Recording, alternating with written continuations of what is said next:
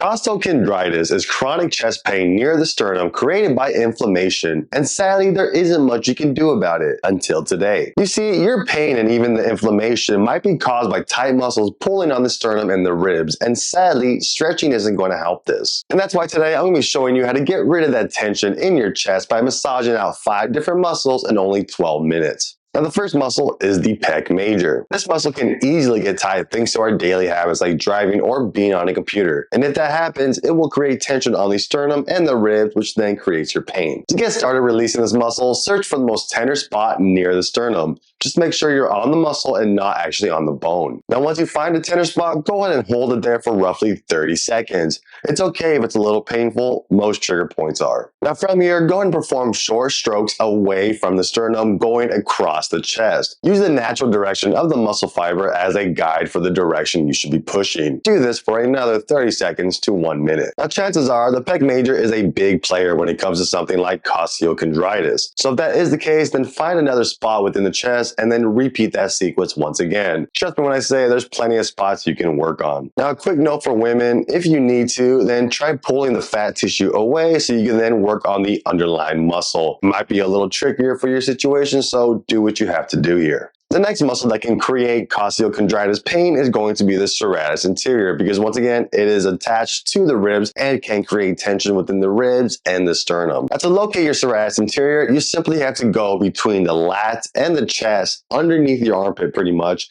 and you're going to look for the area right on top of the ribs. These muscles do sit on top of them, so we are going to be working a little bit on the ribs and between them. Now, once you find the muscle, go ahead and apply some static pressure on the most tender spot for roughly 30 seconds. And once you're done with static pressure, go ahead and repeat some small strokes on that serratus anterior. I do find it's easiest to grab onto it and pull towards the chest as opposed to pushing towards the lats.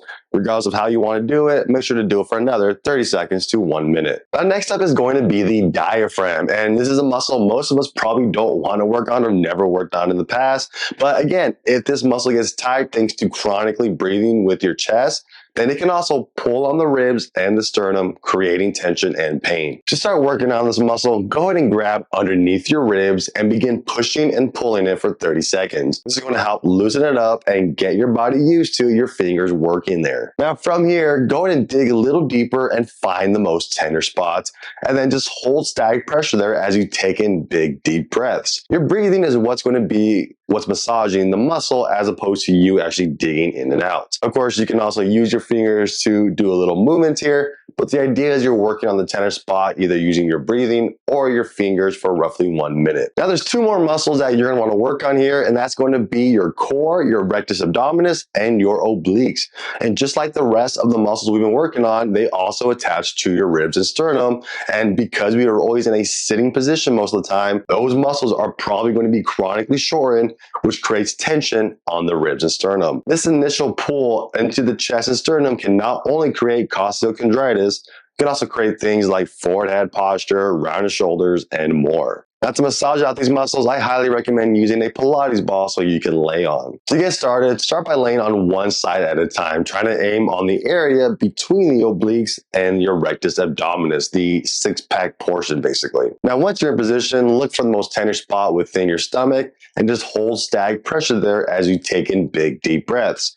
Just like the diaphragm, how we were using the breath to massage the muscles, we're doing the same thing here with the Pilates ball. Now your goal is to do this for roughly 2 minutes on each side. There's not much more we can do here. You can move around a little bit if you wanted to, but I find that taking big deep breaths with your stomach into that tender spots is the best way to release these trigger points in the stomach. Now to keep your progress going, I highly recommend doing this daily or every other day if you get sore in between. And keep in mind that we went through these muscles in the hierarchy of what's most likely creating your costochondritis pain in the first place.